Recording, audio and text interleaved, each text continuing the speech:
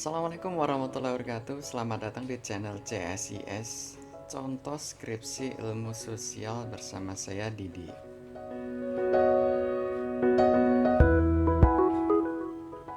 Baik, hari ini saya mengoreksi proposal penelitian atas nama Hana Heuneke Gultom dengan judul Implementasi Kebijakan Peraturan Perhubungan Republik Indonesia tentang pengujian berkala kendaraan bermotor di Kota Pontianak.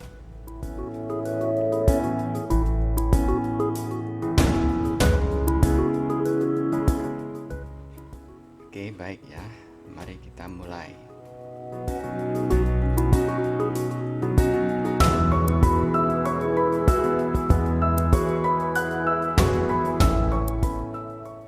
Ini bab 1 ya, pendahuluan latar belakang yang berisi data, fakta, realita ya yang didapatkan oleh calon peneliti yang akan dipakai untuk mendeteksi sebenarnya masalah apa sih yang muncul berdasarkan data, fakta, realita tersebut.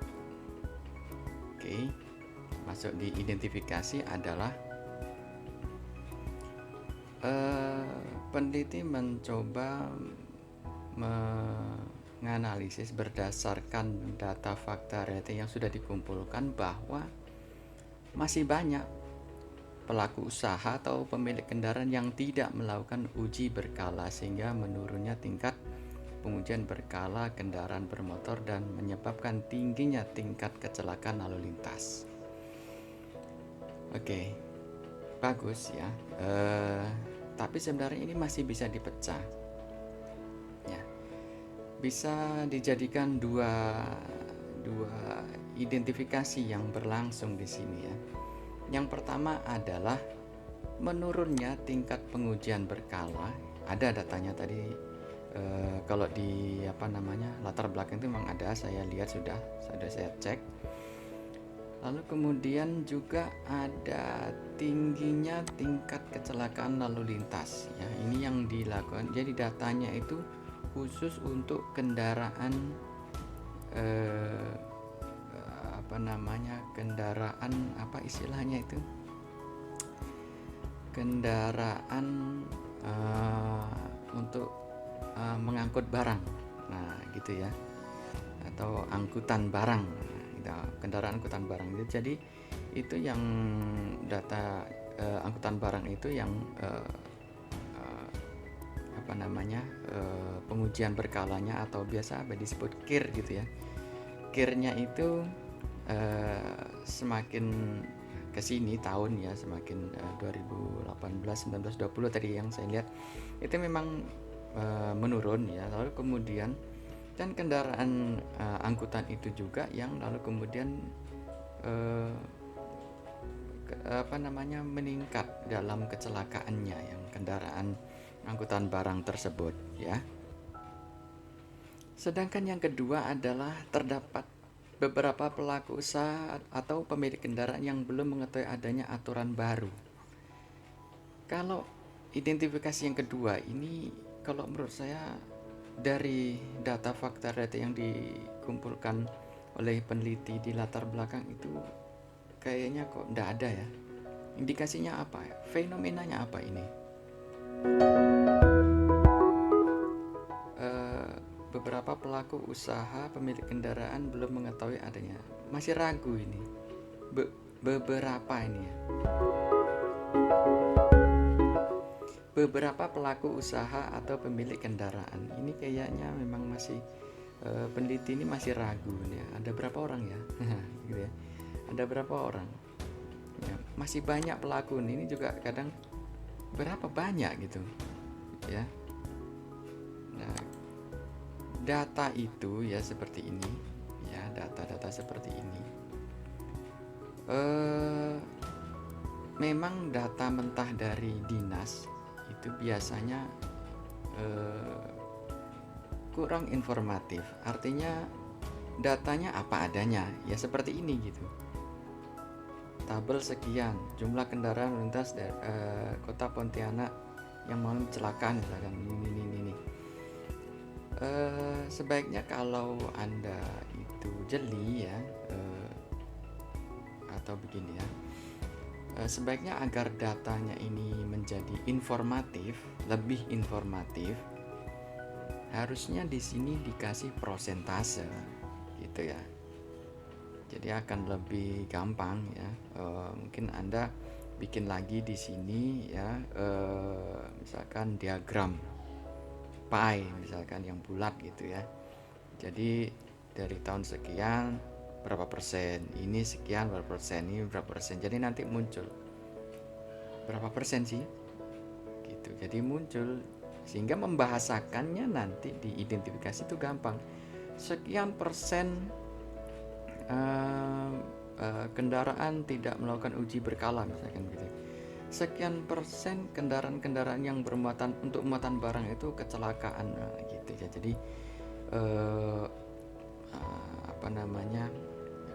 mengidentifikasinya itu pas dan mantap gitu, pas mantap. Pas mantap. Jadi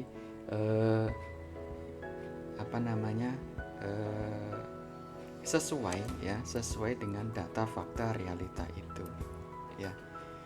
Oke.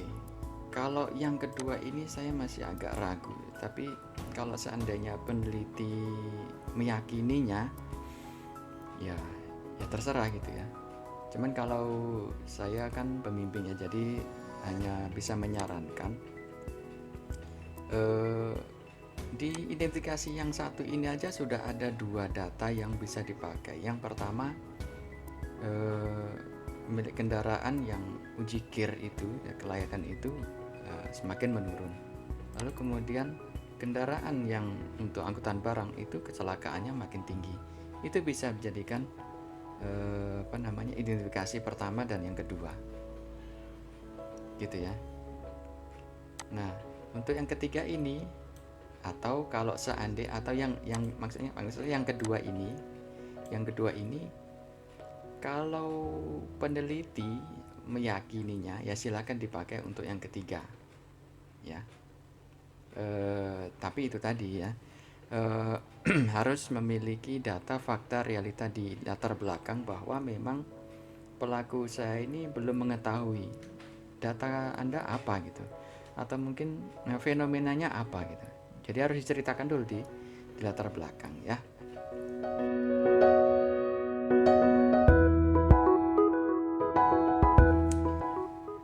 Oke, kemudian ini ya, fokus penelitian.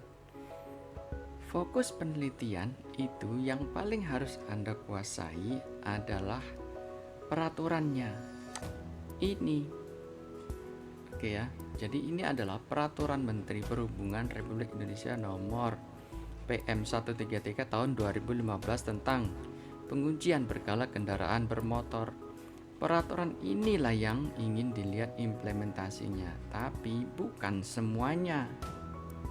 Kalau Anda bilang untuk pengujian berkala kendaraan bermotor, maka semua implementasi kebijakan yang ada di peraturan menteri ini akan Anda teliti.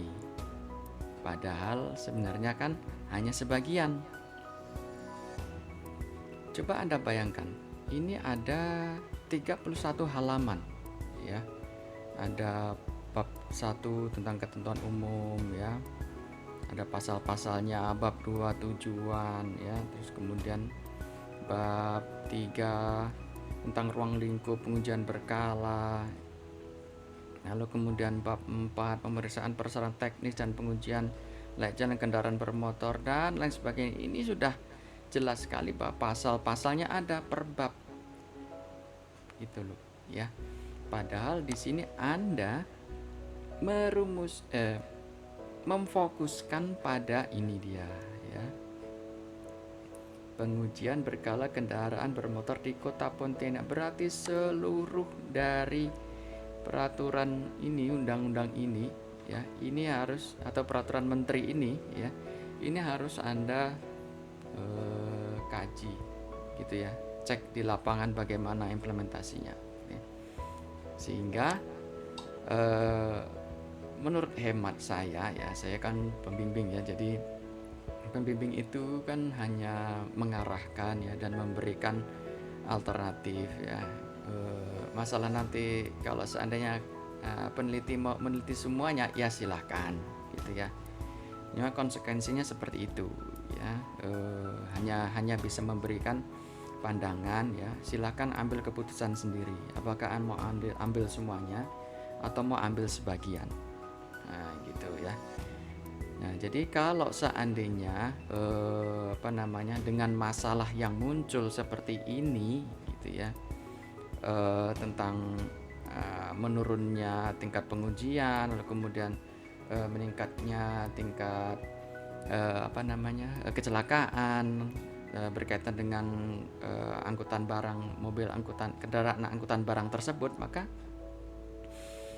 fokuskan saja kepada hal-hal tersebut gitu di peraturan menteri tadi itu ya, peraturan menteri perhubungan ini gitu. Sehingga Anda harus kuasai betul ini peraturan menteri, bab pasal berapanya itu Anda harus tahu betul, bab 1 tentang apa, 2 tentang apa, 3 tentang apa, dan kira-kira kalau sesuai dengan permasalahan saya itu nanti mengarah kepada bab dan pasal berapa. Nah, sehingga nanti kalau Anda sudah menguasai itu peraturannya, itu Anda tuangkan di sini di fokus tadi itu ya, di fokus penelitian ya, bahwa peneliti memfokuskan terhadap peraturan menteri ya, tetap ya, peraturan menteri perhubungan Republik Indonesia ya nomor sekian tahun sekian tentang pengujian berkala, khususnya di pasal atau di bab dan pasal berapa berkaitan dengan ini. Nah, begitu. Nah, itu udah fokus sekali gitu ya. Anda sudah bisa merujuk kepada bab dan pasal berapa berkaitan dengan permasalahan yang Anda angkat ya. Oke, itu ya. Oke. Sudah ya, fokus ya. Lalu kemudian catatan saya selanjutnya merumuskan ya.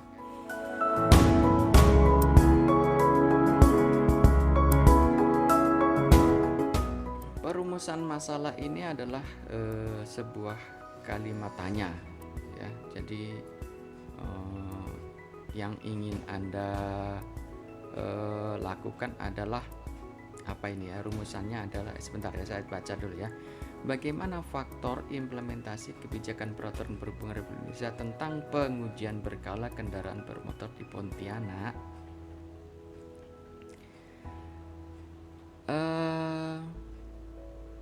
harusnya apa saja faktor penghambat implementasi kebijakan ya, sebentar. Oke, baik. Rumusan masalah. Oke ya. Rumusan masalah ini juga harus juga berkaitan dengan fokus penelitian ya, jadi harus konsisten memang. Jadi memang kalau rumusan masalah itu merupakan sebuah ungkapan pertanyaan gitu ya, terutama pertanyaan untuk menggali ya, bagaimana. Oke, bagaimana. Jadi saran saya di rumusan masalah ini adalah karena tadi ingin melihat bagaimana pengujian berkala kendaraan bermotor tentang lebih spesifik di bab pasal berapa tadi itu, maka pertanyaannya juga harus seperti itu. Jadi pertanyaannya adalah bagaimana implementasi kebijakan tentang pengujian berkala kendaraan bermotor khususnya pada bidang bla bla bla bla bla blanya itu sesuai dengan bab dan pasal di peraturan menteri tadi itu. Oke, coba nanti ya, coba peneliti kuasai dulu peraturan menterinya itu. Nah, kira-kira bab pasal berapa yang berkaitan dengan masalah Anda itu ya, dengan masalah yang tadi, yang pertama menurun dan tingkat kecelakaan meningkat itu ya. Coba nanti Anda sendiri yang menggali, utarakan kepada kami nanti biar kita beri pandangan-pandangan lagi ya. Oke, jadi pertanyaannya begitu ya. Oke, baik. Lalu kemudian di tujuan juga seperti itu ya. Di tujuan itu jadi untuk mengetahui implementasi kebijakan pengujian berkala kendaraan bermotor berkaitan dengan bab pasal berapanya tadi itu, coba temukan dulu. Nah, jadi sinkron nanti di tujuan penelitian ini antara masalah yang muncul, fokus ya, rumusan dan tujuan ya. Nah, jadi tujuan ini nanti, jadi tujuan itu merupakan nanti sebagai dasar untuk mengetahui atau sebagai dasar rujukan untuk melihat output penelitian. Nanti saya jelaskan di bawah berkaitan dengan output penelitian. Oke, jadi output penelitian ini nanti mengarahkan pada tujuan penelitian ini. Artinya gini, sebenarnya penelitian ini nanti akan menghasilkan apa? Nah, gitu ya. Jadi itu yang akan dipakai untuk rujukan output. Sehingga bahasanya di sini juga harus bukan hanya pengujian berkala kendaraan bermotor, tapi berkaitan dengan bab pasal berapanya tadi. Coba nanti temukan ya. Jadi biar sinkron. Oke, itu di tujuan penelitian. Lalu kemudian bab 2 ya. Oke, kita lanjutkan ke bab 2.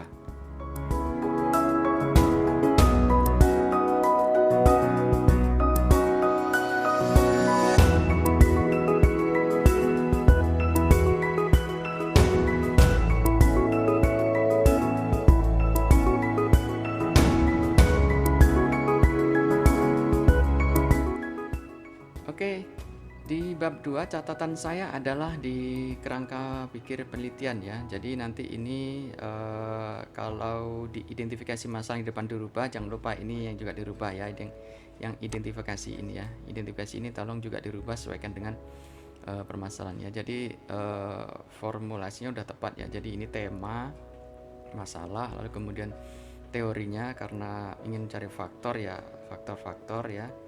Menggunakan Edward ya. Lalu kemudian nah ini yang outputnya ya, hasil penelitian. Jadi output inilah yang lalu kemudian menjadi hasil akhir dari penelitian Anda nanti itu di sini ya. Output artinya begini, output di sini adalah output penelitian ya. Jadi bukan output program. Ya, output penelitian itu artinya nanti setelah diteliti itu kira-kira Anda akan menemukan apa yang bisa Anda referensikan kepada pihak pengguna. Nah gitu ya, bukannya lalu kemudian bisa jadi makmur, meningkatnya ini kesejahteraan, bukan. Kalau meningkat kesejahteraan itu adalah output program ya. Yang bisa kita berikan dalam penelitian itu adalah output penelitian yang berbentuk ide ya, gagasan dan saran. Nah itu ya, itu dan ini harus mengacu kepada tujuan penelitian ya. Di tujuan penelitian tadi itu atau di rumusan itu juga boleh karena Anda ingin mencari faktor-faktor ya, boleh faktor-faktor juga lalu kemudian dikaitkan dengan bab pasal berapanya itu ya. Jadi lebih mengarah kepada spesifikasi fokus penelitian. Oke, jadi sinkronkan dengan fokus rumusan yang akan menganalisis tentang faktor-faktor penghambat implementasi ya. Dan solusi itulah yang akan diberikan kepada pemangku kepentingan ya. Jadi boleh juga menggunakan tadi depan faktor-faktor ya.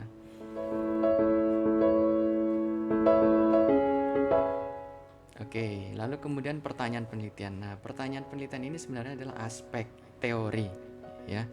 Jadi pertanyaannya sesuaikan dengan aspek teori karena yang diangkat adalah tentang komunikasi, sumber daya, disposisi, dan struktur birokrasi. Maka sudah tepat di sini menggunakan 4 komponen ini ya, 4 komponen aspek ini. Tapi ada tapinya ya.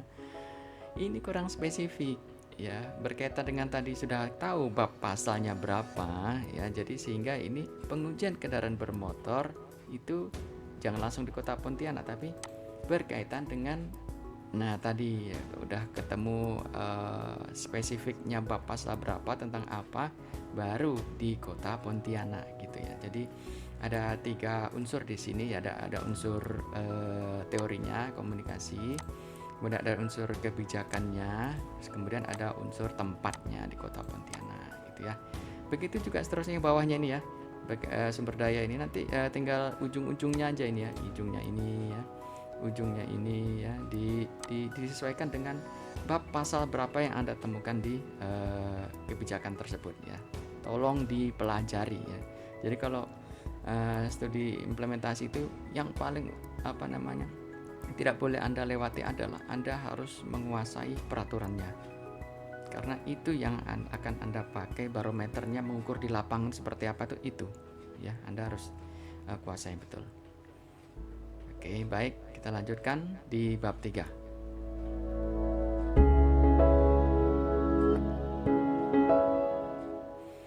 Oke, ini ya, lokasi dan waktu penelitian ya. Lokasinya di Gang Beringin, Batu Layang, ya, udah cukup gitu ya. Tolong berikan alasan yang alasan yang unik ya, alasan yang unik kenapa tempat ini layak untuk diangkat. Nah, gitu ya. Bukan sembarangan gitu. Jadi kalau lokasi sebenarnya kalau memilih lokasi penelitian itu bukan juga hal yang mudah ya. Jadi harus tahu isunya apa di tempat tersebut gitu ya, dan itu layak diangkat ya.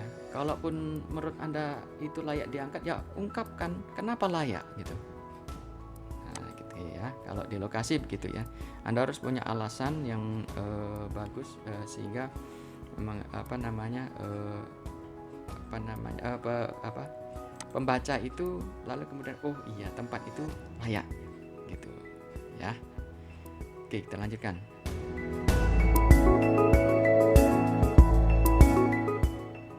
Oke, jadwal ya. Jadwal ini ya udah bolehlah kalau pakai tabel ya, tapi sebenarnya kalau saran saya kalau masih proposal itu ya cukup Anda sebutkan aja penelitian ini nanti akan Anda langsungkan di bulan apa, tahun berapa, berakhir di bulan apa, tahun kapan. Nah, udah cukup itu aja. Masalah nanti Anda mau bikin tabel seperti ini skripsi aja lah, kan udah jelas ya. Kapan mulai bimbingan, kapan mengajukan, kapan seminar ya, kapan berangkat penelitian, dan kapan ujian sidang skripsi, kan udah jelas ya, sehingga ditabelkan itu nanti ya. Tapi ya it's okay lah ya, it's okay. Kita lanjutkan.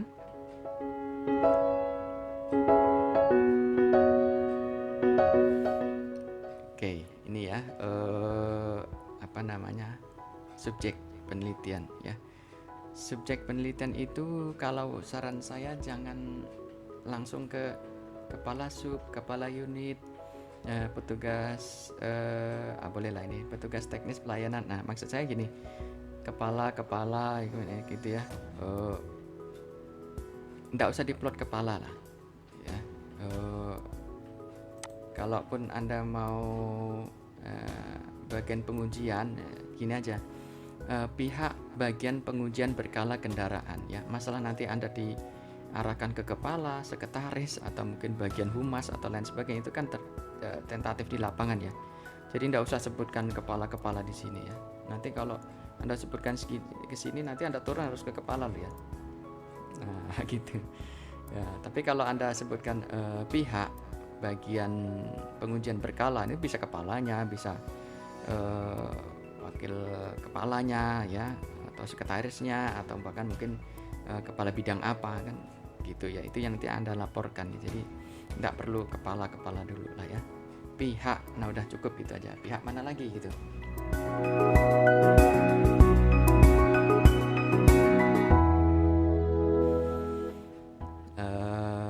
Ini pihak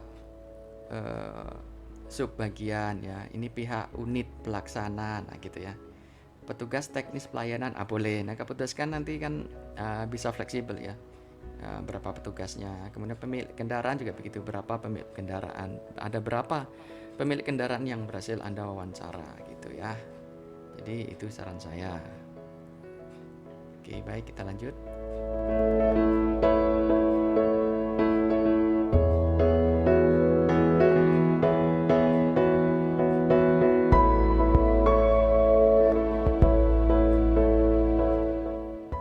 Oke, baik, keabsahan ya.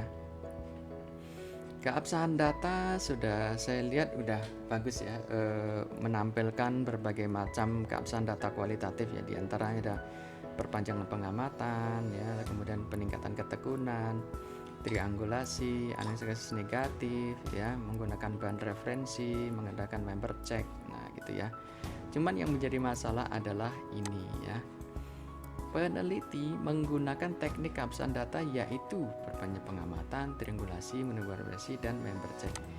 Tidak usah membatasi ini ya, tidak perlu dibatasi. Masalah Anda nanti menggunakan perpanjangan pengamatan, triangulasi, bahan referensi, dan member check itu nanti setelah Anda mendapatkan datanya di lapangan. Jenis datanya apa di lapangan yang Anda dapatkan itu, barulah nanti Anda tentukan, oh tekniknya pakai ini, yang data saya ini tekniknya pakai ini, data saya yang dokumentasi nanti tekniknya ini, data saya yang wawancara menggunakan teknik ini. Nah begitu ya. Jadi tidak semua data yang berhasil didapatkan peneliti itu bisa dicek dengan satu teknik keabsahan ya. Anda harus combine ya, jadi makanya jangan triangulasi terus gitu ya, tapi berusahalah untuk menggunakan metode-metode yang lain. Ini udah ada bagus Anda sebutkan, ada 6 itu kan, Anda pelajari. Nanti saya dapat foto, nah pakai apa? Member check misalkan. Saya dapat dokumen, pakai member check. Saya dapat bahan untuk wawancara, pakai apa? Triangulasi. Nah gitu ya. Jadi oh saya ini penelitian lama Pak, berapa tahun? 2 tahun. Masa 2 tahun ya belum selesai. Oke lah, enggak apa-apa kalau ternyata kamu penelitian 2 tahun, kasih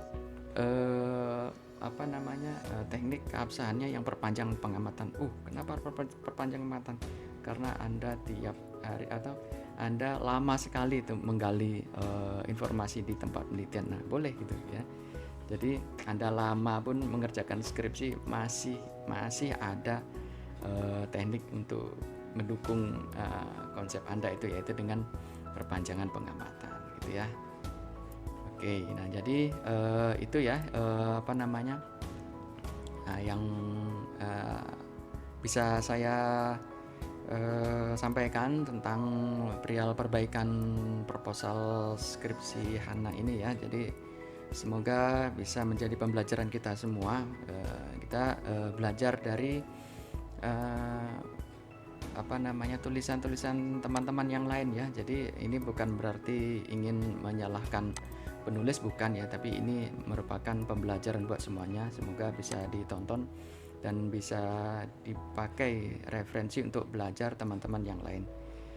Oke, baik, terima kasih atas mengikuti video video koreksian saya tentang proposal ini ya. Semoga bisa memberikan masukan yang baik buat peneliti terutama ya, karena agar nanti penelitiannya menjadi bagus.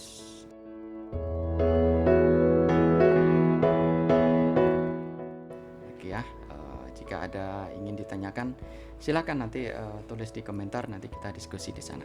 Oke, baik. Saya akhiri. Assalamualaikum warahmatullahi wabarakatuh. Sampai ketemu di video selanjutnya.